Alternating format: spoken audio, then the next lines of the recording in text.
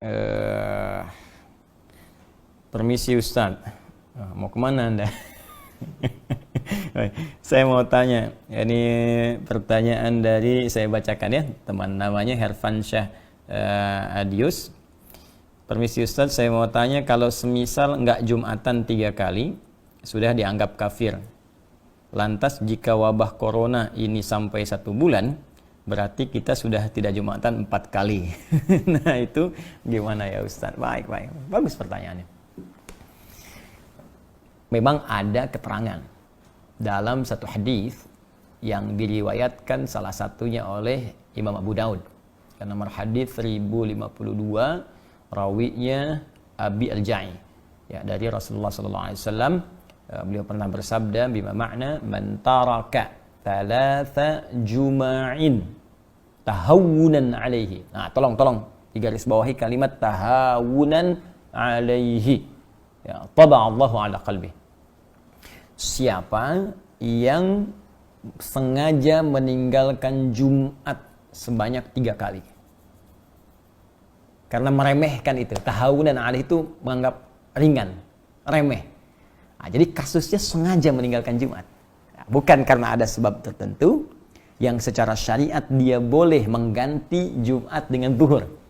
Ingat ya, bukan sengaja meninggalkan Jumat karena ada sebab tertentu sehingga dia mengganti Jumat dengan zuhur. Nah, kasusnya berbeda.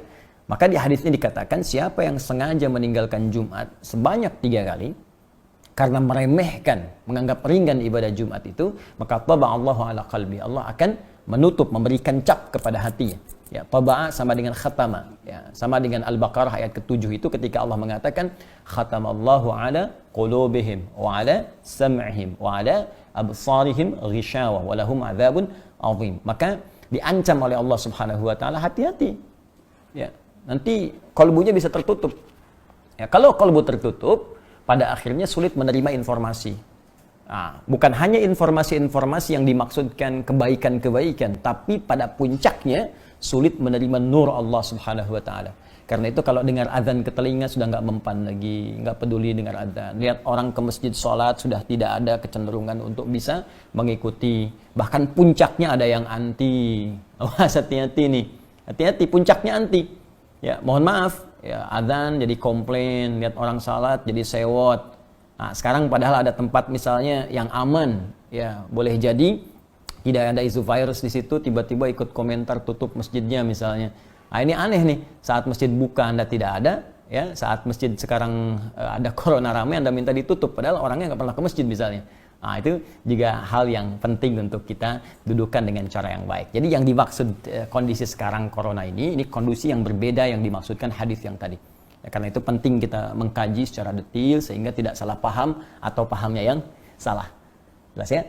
Nah, dalam konteks orang tidak bisa Jumat, nah, karena kekhawatiran diduga menyebarnya virus misalnya corona ini, ya, apalagi misalnya mohon maaf di masjid-masjid simpangan, jalan, ya, atau sekarang seperti Istiqlal, kan?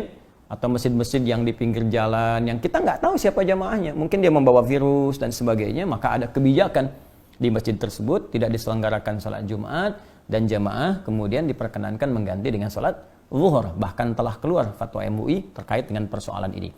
Maka di sini pernah saya sampaikan berlaku hadis Nabi. Ya, idza maridal 'abdu aw safar kutiba lahu mithla ma kana 'alaihi muqiman sahiha.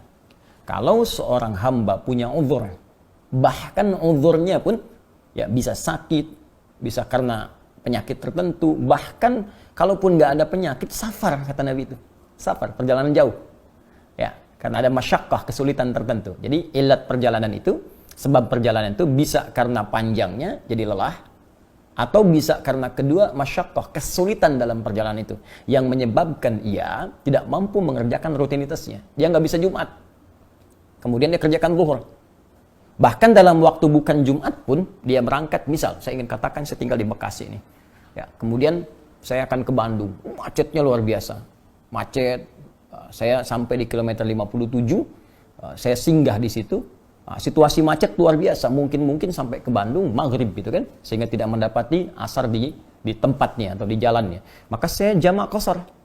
Ya, saya gabungkan zuhur dengan asar, saya persingkat jadi 2. Itu dalam situasi jamak qasar pun, kata Nabi, Anda mendapatkan pahala sempurna seperti Anda biasa kerjakan sebelumnya dalam rutin. Jadi kalau Anda biasa ke masjid, dapat pahala ke masjid.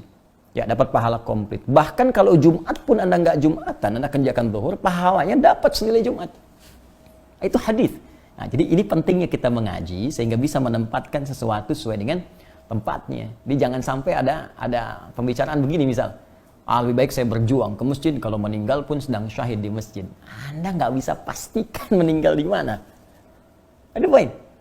Hati-hati, kita nggak bisa pastikan. Jangan-jangan nanti Anda ke masjid meninggalnya di rumah.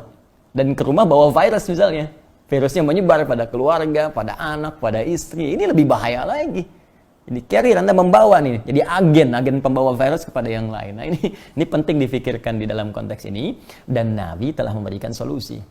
Ya, Nabi telah memberikan solusi tentang persoalan yang dimaksudkan. Wallahu ta'ala a'lam bis-shawab.